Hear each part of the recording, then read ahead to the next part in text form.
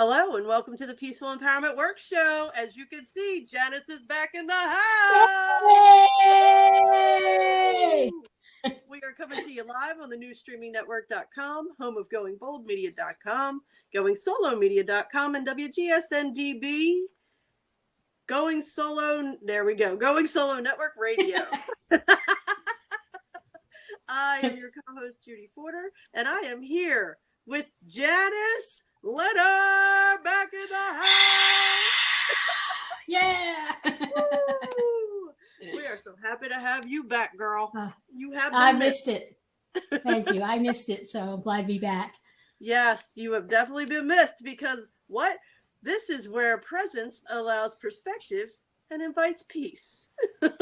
Amen. Yeah. Amen. And today's topic, being a caregiver when it's hard to care. Yeah, being a caregiver when it's hard to care. But before we go there, we're going to have Janice ring us in.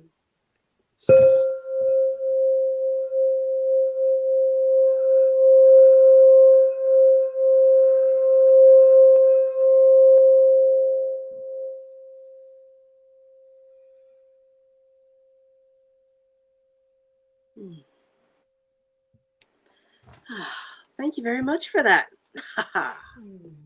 We're going to switch things up a little bit. And, since my daughter told me that memes were old and played out, Janice and I have shuffled some things around. And we're going to start off with some good news. Hey, Janice, how about you tell me something good? I'm getting into these reels now. I'm feeling, even though I'm not young, I'm acting young. I'm looking on YouTube and everything. But I also found out we have to be careful with all our copywriting and that. So we're not until I understand all the copywriting issues, so that I won't break any. We're going to try to stay away from the videos. But this week's it's a good one, and it was from one of the social media posts, and it was a social media post called Upworthy, and Alexia Bjornsson, if I pronounce it right, posted this. And you got to just look at that picture, and I'm going to tell you what it says. And again, it's a picture of a man and a boy with the boy's head is on the man's shoulder, and it could be in an airplane. And this is what she wrote. Today, my son Landon took his first flight to Oregon to see his dad. I sent Landon with a letter to give whoever sat next to him, saying he has high-functioning autism, so he might be nervous, and ask you, are we there yet? A lot. Please just make him feel comfortable and safe. She included $10 in the note, and she got a note back. She is so grateful to that individual, and that there's still kind people in the world who make a difference, like I try myself to do. And the man's name was Ben. Ben wrote back to her, Alexa, my name is Ben. I was Landon's seat neighbor for his flight to Portland. He did ask if we were there yet, several times. But he was a great travel buddy. He had a good time and played a few rounds of rock, paper, scissors. He's a great kid, and you're a lucky mom. I appreciate the $10, but it wasn't necessary. I donated it to autism.society.org in honor of Landon. I just can't imagine if you're a mother having to send your son cross country, or I don't know how far, with autism and the anxiety she must have had and risk, and to be able to actually have it turn out the way it did. It's very heartwarming. Yeah, very much so. And, I read this when you sent it to me, and Jen also saw this and shared it with me. And for the third time, it brought tears to my eyes. Yeah. And it's so heart-centered. And there are so many good people out there. There's so much good stuff going on. And one of my favorite parts of this show is what you bring for joyful story time with Janice. Yeah. It really is. So, especially at a time when things can all be about what you're against and what's bad in the world and what shouldn't be and shouldn't be. Mm-hmm. There is, right now, so much good. Yes. Yes. And what was the hashtag? Be like Ben? Be like Ben. Be like Ben. Be like Yes. That's right. It was. Yes, that's fantastic. All right, we're going to roll right into our next segment. Attitude is everything. And do you want, you have it written up, right? Give us our sound. Oh, geez, Louise. Yes. Attitude is everything. And I practiced it ahead of time. Okay, one more time. Ready? We're going to go into attitude is everything. There we go. Thank you, everybody, for your patience on that one. Look, I missed 2 weeks in a row, and look what happens. It's okay. We're getting you back into groove. And Janice reached out to me, and she was like, you know what I think would be a really good idea is a weekly affirmation. So last week we did attitude is everything, and I think the weekly affirmation fits perfectly into that. And Janice, take it from here. I actually got this one from Oprah. I got a thing of Oprah's motivational sayings or something.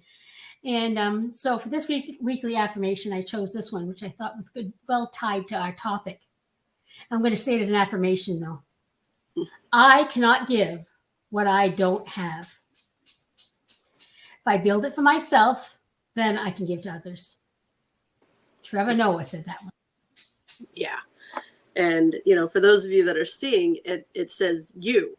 And Janice and I were having this conversation about affirmations. And, it is written as you cannot give what you do not have, but you can turn anything into an affirmation by taking that you and making it I, just like Janice did. So if you have something that you read that hits you and like you feel something in your heart, just make it directly for you. Yes.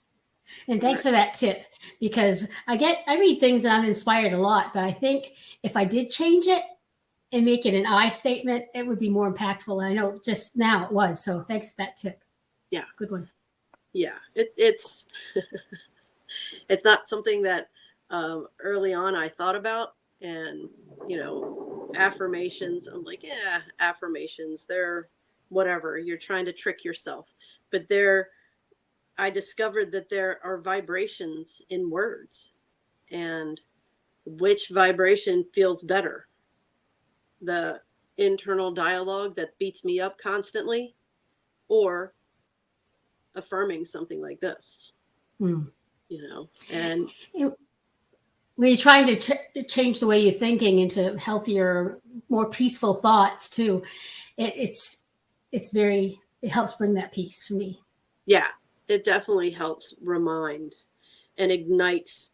I like to picture my nervous system, my nerves like sparking when things like this happen, and it makes my heart feel good. I feel like, ooh, there's like a buzzing where I'm making new connections. They were once there and now they're gone, but they're reconnecting. So nice. Really pay attention to how you feel with the words you're hearing and the words you're using, because it does make an impact. And perfect. This is an absolutely perfect affirmation for today. Thank you. Excellent. I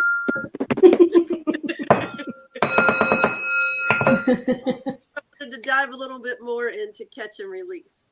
And I shared a reel earlier this week on my Facebook page about how songs, crazy, silly, stupid songs just pop up in my head, and that's my life.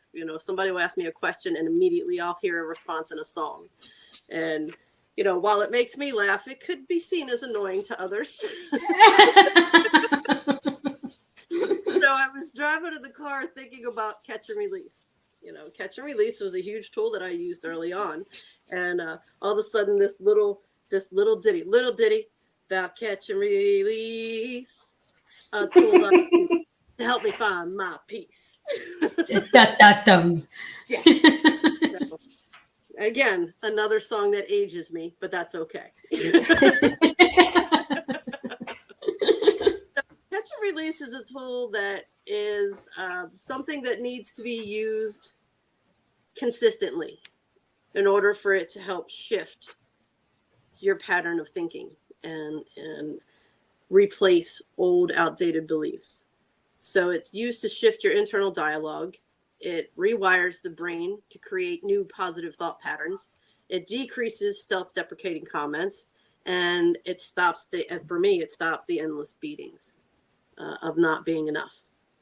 So, I was working with a client and she was taking notes and she was like, okay, so these are my action steps. So I was like, okay, action steps for using the tool of catch and release.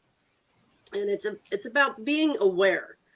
Awareness is the first key to all of this, because if you're not aware of the dialogue, you can't shift it.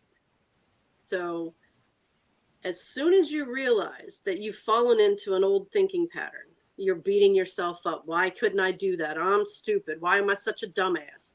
And these are just things that would go in my head. If it's if it's not something that's kind, supportive, or true, pause. Just pause. There's so much power in the pause. Pause and take a deep breath. Catch that thought before it gains any more momentum, because for me, one thought will trigger me down into that spiral. I make a silly mistake, instead of just being like, oh, that was a mistake, and brush it off and do better. It's, why are you so fucking dumb? How could you make that mistake? You're an idiot. What are you doing? So to prevent yourselves from going into that spiral, that pause helps break that emotional loop. And when you break that emotional loop, you catch it. I would actually picture myself catching those words, and then I would look at my hand and declare, no, we're not doing that anymore. We're not going to think those thoughts. And why? Why? Because they're not true. I don't believe them to be true any longer. And, there were times where I did still believe they were true. And what I found out is I can't bullshit myself. So what I would say is, I'm working to heal this thought pattern, and this doesn't serve me. This doesn't help me in any way. And then release it. Let it go to the ethers. I like that. I'm working to, hang on, I want to write that down. I'm working to, okay, I like that. I'm going to say that. Excellent. And then this is where the affirmations come. You replace it with a new positive belief, affirmation, song, anything that raises your vibration. For me, laughter is a big thing, in case you couldn't tell. Jen was listening to the show and I was sitting on the couch working, and I was like, God damn, I laugh a lot. Some of it I will attest to is nerves sometimes, but I learned early on that life really isn't that serious. There are parts of life that are, but when you can step back and look at things and find the humor, find the lesson and all that, it makes that reality look very different. Mm-hmm. And catch and release is a tool that is used to shift your reality, because my reality was, I loathed myself. I hated who I was. I hated everything about myself. And using this technique allowed me to pull out of those thought patterns that I had no idea was running on a constant loop in my subconscious. So this was a crucial tool that I used in my healing. And it was, it's funny because when I start working on things, the universe just puts things in front of me to validate what I'm thinking. And I saw a reel of a woman, I wish I could remember her name, but she was saying how she had a conversation with her daughter about bricks and feathers. And it made me think of catch and release, because the negative, lower vibrational thought that I was catching, I saw that as the brick. And I could choose to hold on to it, love it, nurture it, which I did most of my life, and believe it. Or I can look at it and say, I no longer care to see you as a brick. I choose to make you a feather. And the feather blows away. So that's the release part. So take those bricks, turn them into feathers, and let them go. Mm. Replace them with something that feeds your soul, feeds your heart, makes you feel good. And again, if you don't believe it, it's going to be hard to convince your body to accept it. focus on the vibration of it. When I was able to learn that don't feed bullshit to me because I'm not going to buy it, it's not going to work, and just settle with, not settle, but come to the understanding that as long as I declared I was healing, I'm working to shift this thought. I'm working to shift this belief. I don't want to believe that anymore. I'm going to believe this. As long as I work through that process, then everything began to unfold. And it takes consistency. You know, it's funny because Deanna used the word discipline last week, and I was like, oh, but it's true. It takes consistency. It takes discipline. You have repetition after repetition after repetition. When I started doing this, I was in my mid 40s. I had 40 something years of believing and hearing every single day. I had no idea the dialogue, the damaging dialogue that went through my head from the moment my eyes opened until the moment I went to sleep. So that brought awareness to that. So as you can see, I'm very passionate about the tool of catch and release. Yes. You have even just like I want to say, I always say, you do something, step on a Lego, I don't know what, but I would say, oh, stupid. You just, even that, and how many times do you just say stupid, stupid, stupid? But yes. you know, when you say stupid, what does your body feel like when you think, oh, I'm stupid? So I know one thing I did do years ago is I tried to work so hard to, instead of saying stupid, to say silly. Mm-hmm. And then just that different word and that energy of a different word, that silly, ends up being kind of like a fun, light thing. Yes. So, you know, so that helped a lot. Excellent. Yes, that's exactly what we're talking about, is taking those words and replacing them with something that feels better. Yeah. Perfect. Okay. We're going to move into Pathways of Peace now.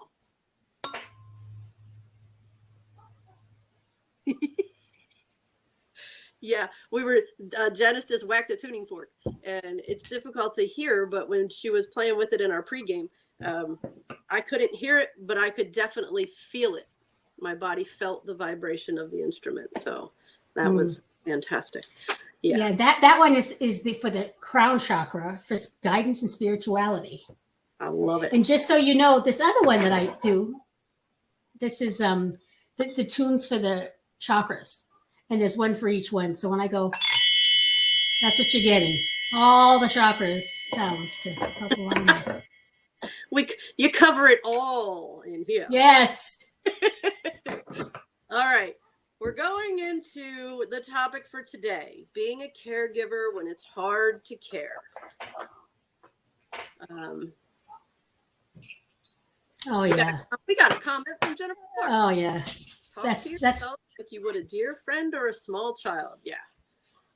That definitely that's such a great trick, because I know one of the things I worked on for a while was, how would you talk if you were talking to a child? Like you would talk to your daughter or to a young child or so, you know, and it's, what a difference. Thank you, Jen. That was a big difference. Yeah, that was a big one. Would you say that to Maddie? I mean, Jen would say that to me. Would you say that to Maddie? No, ma'am, I wouldn't. Then why are you saying it to yourself? Ooh. Yes. Jen also likes to pull the don't talk bad to you in my voice. Don't you say bad things about you in my voice. Oh, that's a good one. Anyway. It's nice when you have that kind of support to remind you. Oh my gosh, yes. Absolutely. Absolutely. Okay, so I thought we would start with the definition of a caregiver. What society is telling us a caregiver is. It's a family member or paid helper who regularly looks after a child or a sick, elderly, or disabled person. The role of the caregiver is to provide emotional support and companionship, as well as feeding, grooming, managing money, shopping, and providing transportation. The interesting thing is I was like, you know, I feel like caregiver has been put in this little box where if the person isn't sick or you're not a nanny or a daycare provider, then are you a caregiver? And that's something Janice and I were talking about in the pregame. You know, Janice, how many how many experiences in your life have you been a caregiver that wouldn't necessarily fit this definition? A lot. I don't know. Well, at the child, when I was looking at that, the only thing that I found true for me was, looking after a child, caregiver of a child. Mm-hmm. That's been a lot of what I've done. So, Yeah. but other than that, I've been paid. I've actually worked in a hospice program and put care of an elderly person. But that's not, except for the child part, that's not who I am, and that's not part of my essential core self. Yeah. Where being caregiver is in general, but just not as it's stuff defined there.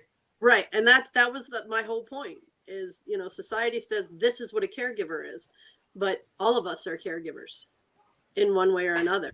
And, some people are caregivers for their pets. Some people are caregivers, and I was telling Janice, what I realized is the most important caregiver that you care for is caring for yourself. And yes, part of the difficulty, it's hard being a caregiver when it's hard to care. We talked about with Catch and Release, that consistency and showing up for yourself and everything. And I said to Janice, but what about those times when it's really hard? When you're just, everything is heavy, the weight of the world is weighing on you, and it's just too hard to care about your damn self. So you do whatever you can to survive, which we know from our masterful you, that drops us into zone 1 and survival mode. Yeah.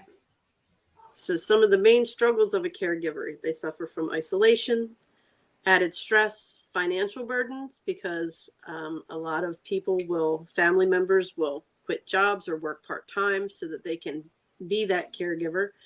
And financially, it becomes an issue. FOMO was something that made me laugh. Fear of missing out. I like that.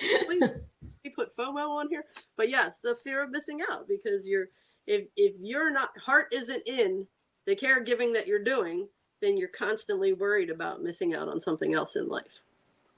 Yeah. And then you get into it. You can get, and I have gotten into this negative cycle of, look what I'm missing out on, look what I don't have, and this caretaking can become a burden and real negative thing in your life.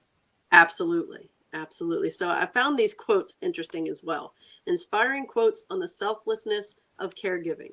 A caregiver's greatest strength lies in the ability to put the needs of others before their own. We'll talk about that in a minute. And caregiving is not about what you do, but about who you are and the love you bring to others. That one, I'm totally on board with. That first one about putting everybody else before you, I have an issue with. This is a good place for us to take a commercial break, and then we'll be back.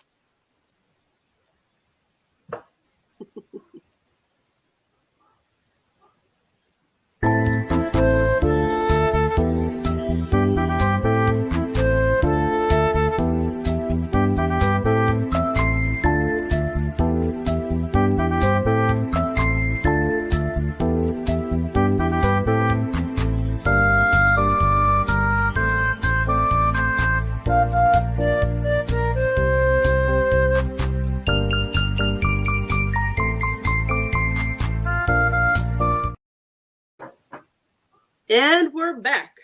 Be Here Now, Peaceful Empowerment Work Show. We're talking about being a caregiver when it's hard to care. And before we broke for commercial, we were talking about this quote that says a caregiver's greatest strength lies in their ability to put the needs of others before their own. And I struggle with that. Because the work that we do is us realizing that if we don't fill our own cup, just like in your affirmation, then we don't have anything to give to the people that we love and we're caring for. So, a few questions came to mind. If you find yourself in a situation where you either are, or there is the potential for you to be a caregiver when it's hard, what makes it hard? You know, in my mind, I was like, okay, we're going to do this show. What makes it hard to be a caregiver? Because I was lucky enough to be a caregiver for my mother when she was sick, and there was no other way I would have it. It was not. It was hard in the fact that emotionally it was difficult to see her suffering the way she was, and all of those things.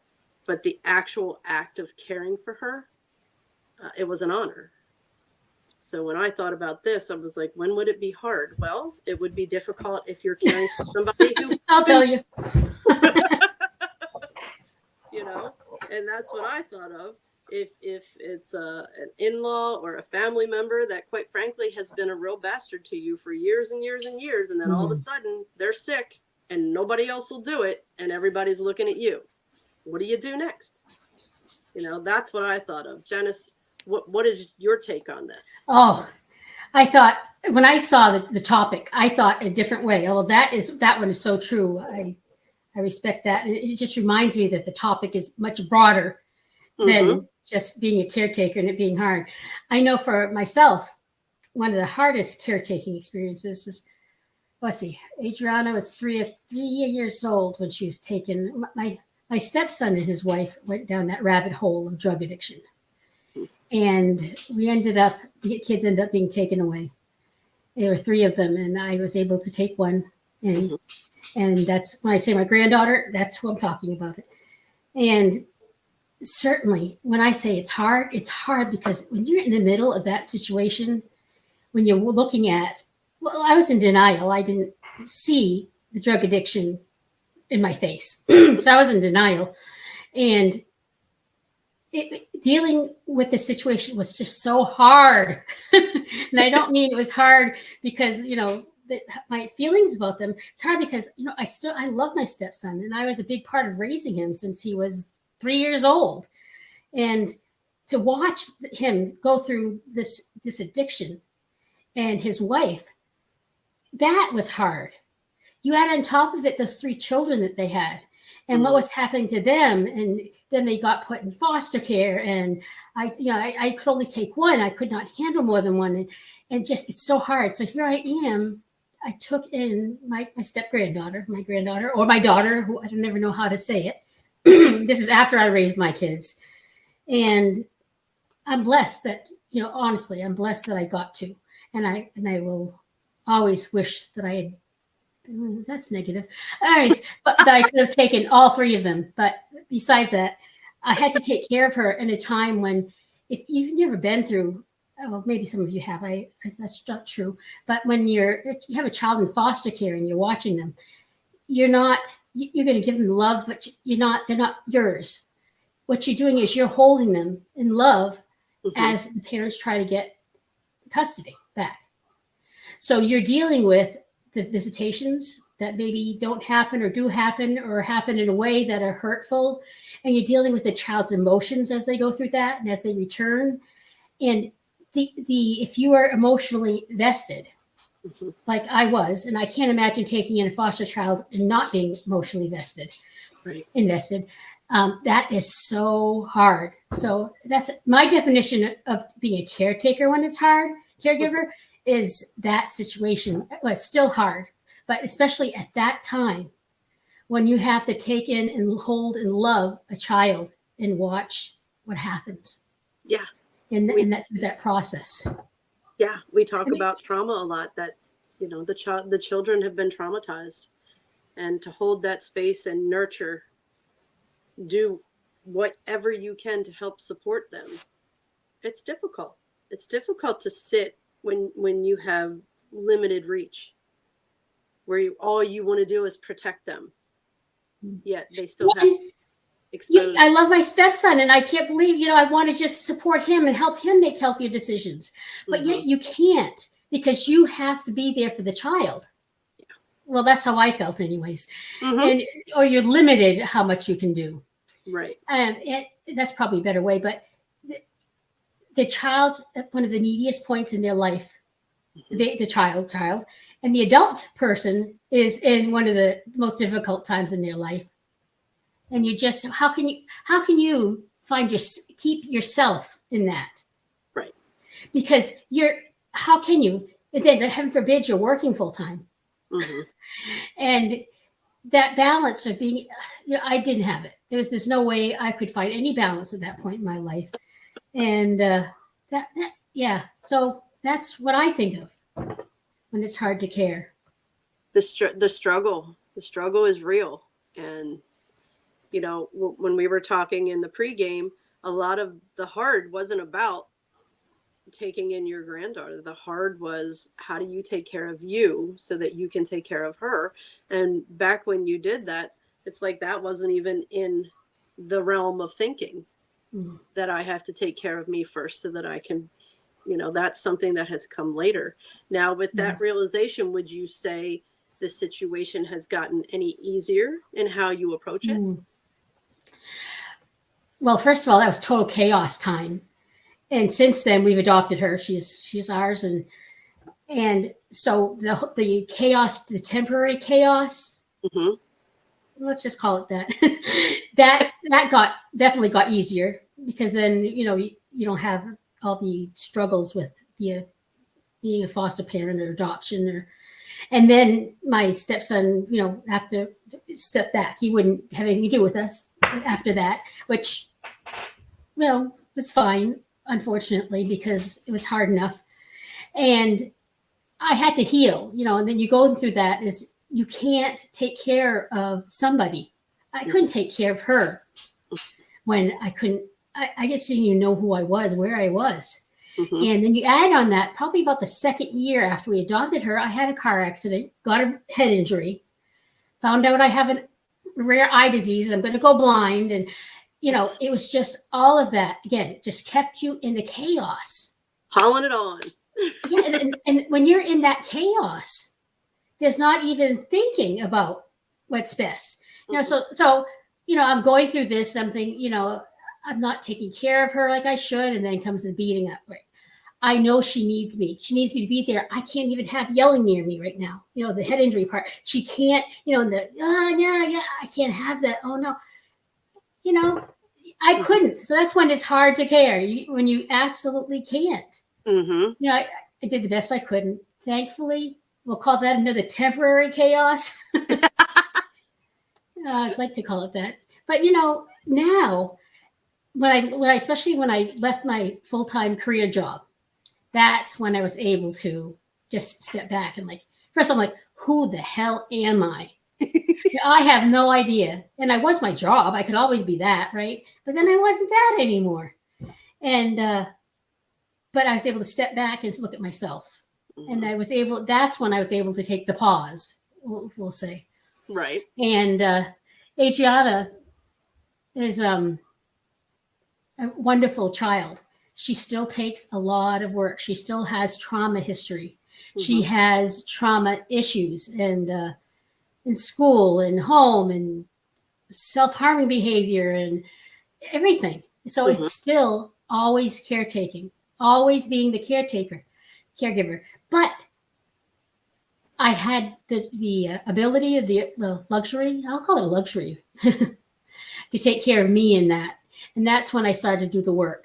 And thank Judy, thank my higher beings, thank anybody who was around me at that time to let me do that and give me the space and time to take that pause and start looking, where the messages would come back. See, you're a failure.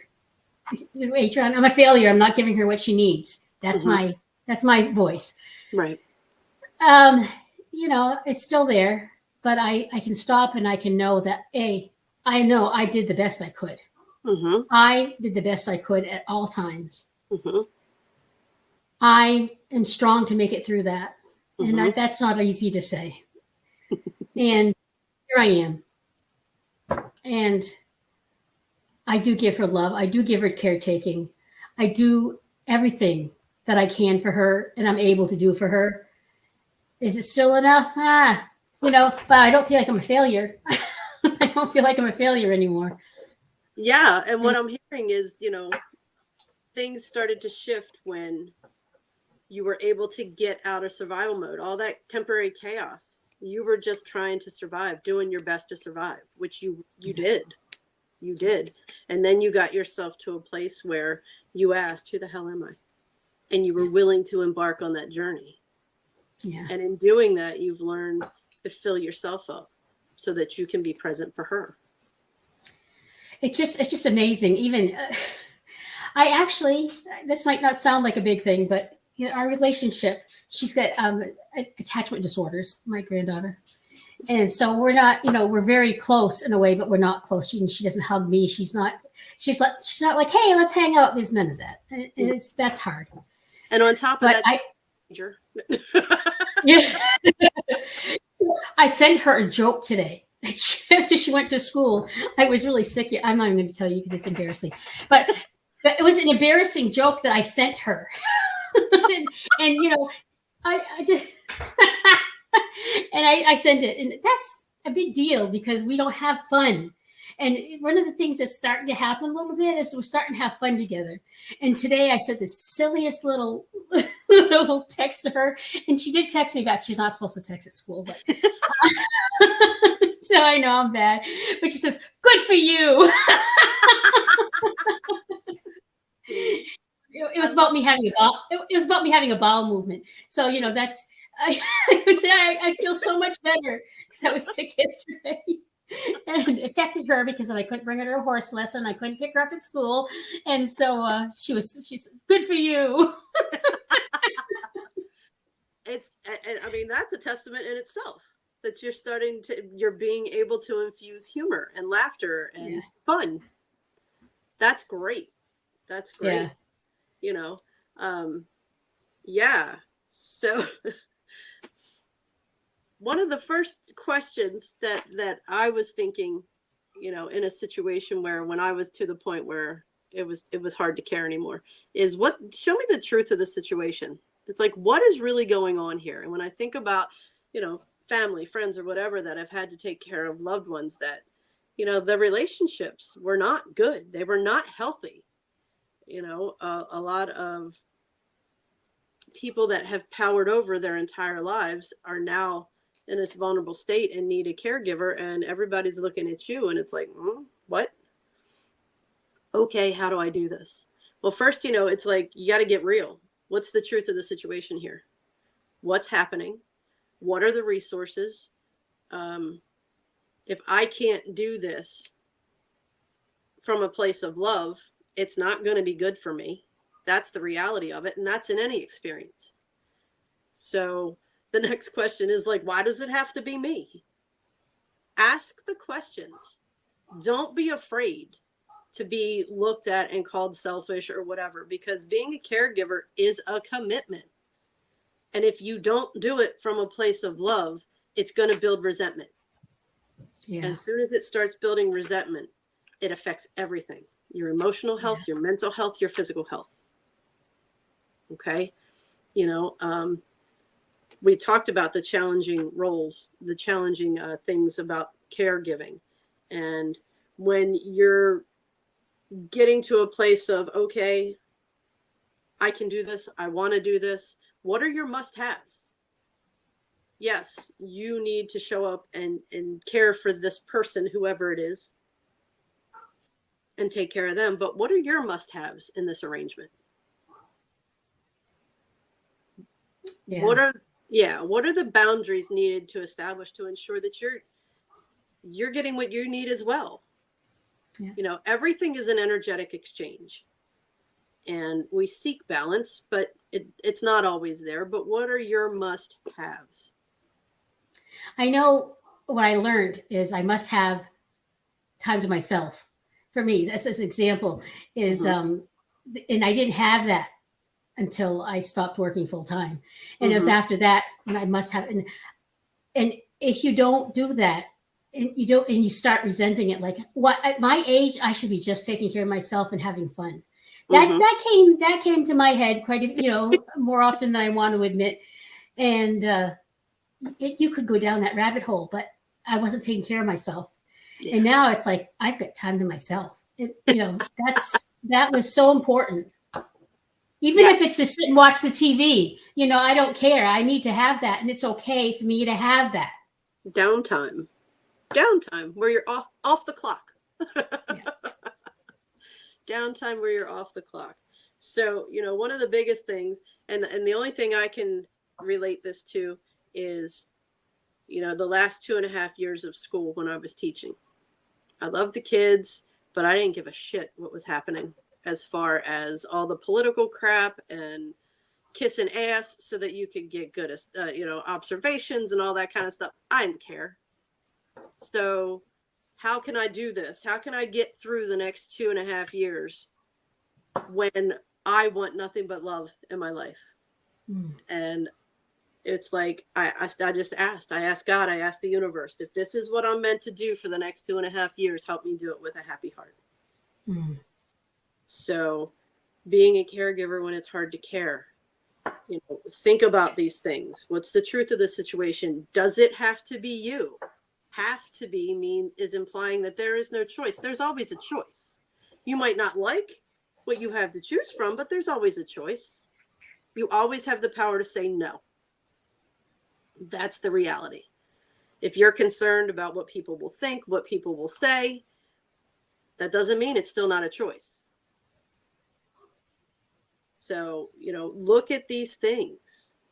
Remind yourself that just because you're caring for another doesn't mean that you have to stop caring for yourself. And when it gets hard, make sure you have somebody you can talk to, that you can trust, and that you can open up to. Because if we let the hard sit there, we don't acknowledge it, we ignore it, we keep trying to pack it down, then it's going to creep up on us. It's going to get us. Because when we harbor that resentment, if we don't do something with it, we don't give it voice, then it's going to start to make us sick. Mentally, physically, emotionally. And then we're the ones that are going to need a freaking caregiver. That's right. That's right. So, yeah. Do you have any parting words? Because you know what, Janice, there's an awful lot of grandparents out there that are raising their grandchildren for one reason or another. Do you have pearls of wisdom to drop before we? Well, I did say no to the other two. I did know that I could only take care of one. You knew your limit. Yeah. And so saying no, and they both ended up in homes that were gifts. The middle child had really serious emotional issues. And the family he ended up with was a gift. They're angels. And the youngest one had serious medical issues. And he ended up with the perfect family. So, saying no, saying I could only take one was the hardest thing that I ever did and still beat myself up on. But I do know that it ended up being the best it can be for everybody. Okay. I'm going to ask you this question and you don't have to answer it. But I'm going to say, if you know that it ended up in a manner that was best and perfect for them, why do you still beat yourself up? Good question. I guess I need to pause and think about that. There you go. There you go. Thank you. No problem. All right. So I believe that's it for today. Yes. Thank you, everybody. That was a big one for me. So I appreciate your listening and support, and everyone out there who is in the same boat in different ways. We're here. We support you. We feel you. You are not alone. As I said, as I tell more stories and how I can relate to this. And I don't know if I should segue right into my message because we're getting late or not. Yeah, go ahead. Okay. We do this for free. We love it. We love sharing our stories and hoping that we get to touch somebody today with our story. And if you can give, we have expenses. Please donate us. We're a nonprofit 501c3. I will send you the official tax letter saying you can deduct it from your taxes. And also, if it's $25, I'm happy to make one of my t-shirts for you and send it to you, or $50 a sweatshirt. You need to just email me at peacefulempowermentworks@gmail.com and let me know, because I won't know unless you tell me. And thank you so much. Thank you for being there, and we love you. Thanks. Yes. Judy. And if you want to make a donation, the website is peacefulempowermentworks.org.